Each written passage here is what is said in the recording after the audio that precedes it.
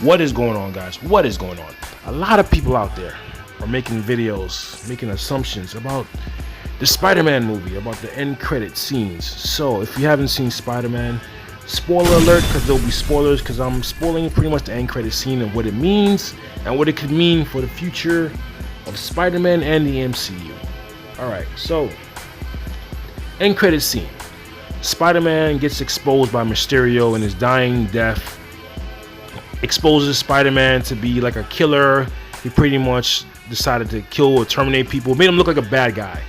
And he exposed his identity, which is crazy, man, because Spider-Man basically walks around with his mask off everywhere he goes.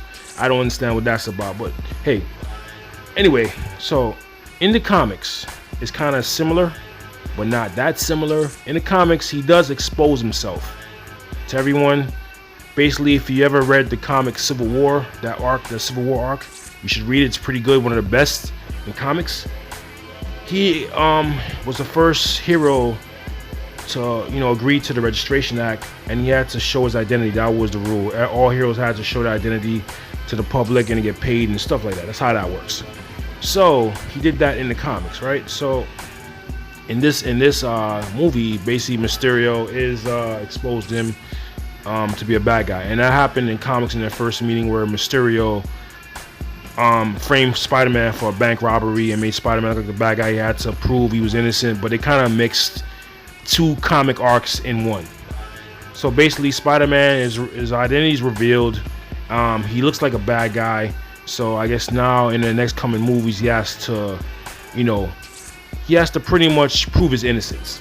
So in the comics, when he revealed himself to be Peter Parker, obviously Kingpin, you name it, Scorpion, everybody was coming after him and his family like fucking gangbusters, man, because he kind of was with Iron Man in the beginning, and then he kind of like, turned on Iron Man, and there's a whole big story about that. I might just do a video about that.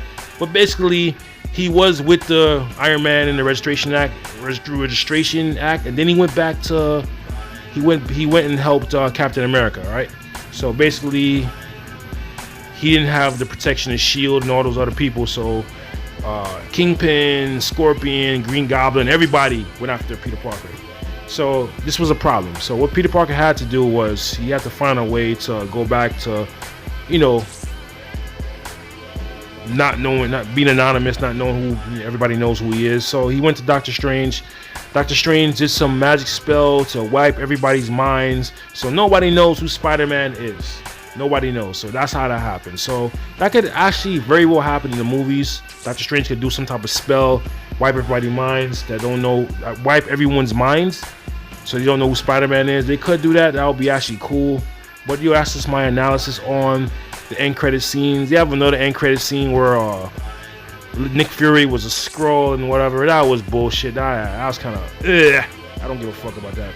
But I was letting you know about the end credit scene with Spider-Man being exposed to the public, and that happened in the comics, and it was cool how they did it. I liked it. They showed J. Jonah Jameson. That was cool. I wish they would have gave him the flat top, but I guess, the bald look is more modern.